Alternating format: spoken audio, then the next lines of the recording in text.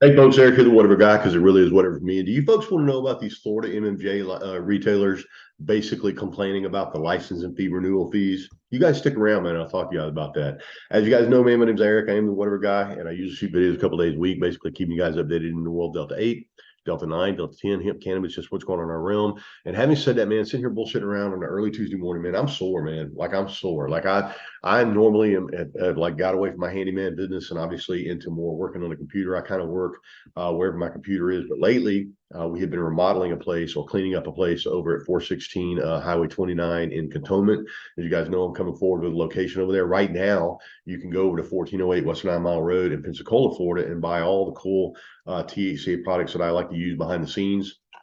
I haven't said that in the future. We're going to be over at 416 West or Highway 29 in Cantonment with a place over there. And those red buildings just opened the General Mercantile. You'll notice if you drive by there, you'll notice some cleaning up being going on and stuff. So I was out there yesterday scraping the parking lot. I'm a little sore, man. So, but talking about this Florida retailer, these Florida MMJ retailer dispensaries and stuff, complaining about the exponential increase in the fees that are coming forward. And I've said many times on this channel, talking about the fact that these MMJ, these medical marijuana companies and these big marijuana companies want to take over the hemp and cannabis space through legislation and basically bring it into their shop. And this is one of the reasons why, like these exorbitant fees that these guys have to pay to even get in the game is just unbelievable. And we talked about the other day, we talked about Ron DeSantis, in the fact that he's messing up his campaign by basically going against the voters that voted him in. The voters of Florida want recreational marijuana. They want recreational marijuana on the ballot. They want it to be there. Florida Ron DeSantis, man, you just got some bad advisors, man. You need to get some different advisors or something like that because you've really fucked this situation up.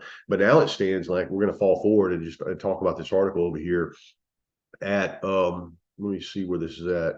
This is over at MJ Biz Daily, and it says Florida medical marijuana retailer fights exponential licensing fees increase.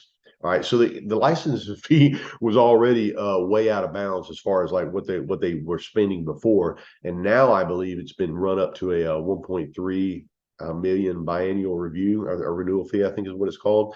It says a medical marijuana company in Florida is challenging a 1.3 biennial renewal fee approved by regulators last December and backed by Governor Ron DeSantis. Sanctuary Cannabis, which operates 5 MMJ dispensaries in the states, argued the fee hike was an exponential increase from previous assessments and is seeking an administrative hearing with the Department of Health, according to the news service. The fee increase is more than 22 times the $60,000 biennial fee operators have been paying for license renewals since the program launched 6 years ago, the news service reported. Sanctuary's petition shows that the state collected roughly $84 million in 2022-2023 fiscal year through various cannabis fees, fines, and patient registrations, and the health agency projects a surplus of nearly $4 million in the 2023 fiscal year and $61 million for 2024, according to the news service. Florida's fiscal year, similar to most government agencies, ends in June.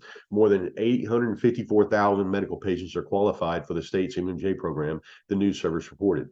DeSantis, a long shot to unseat Donald Trump as the presidential nominee of the Republican Party, has backed fee hikes and increased regulation for the state's MMJ industry.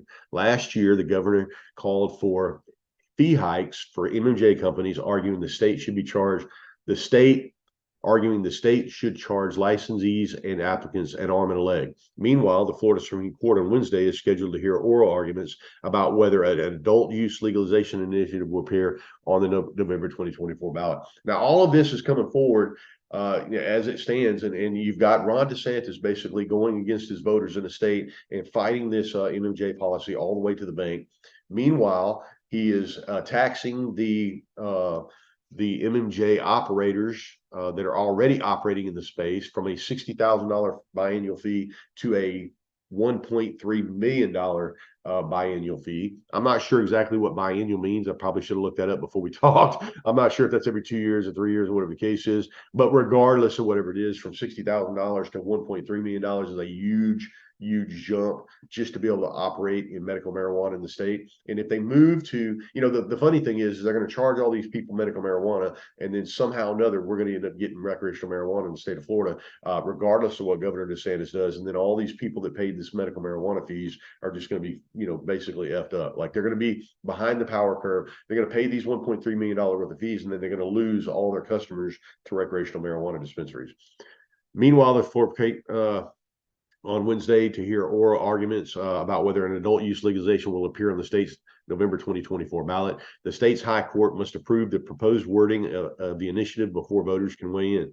The recreational marijuana legalization campaign has submitted more than 1.1 million signatures from registered voters. That would be enough to qualify the proposed constitutional amendment for next year's ballot, but the state Republican Attorney General Ashley Moody is challenging the initiative.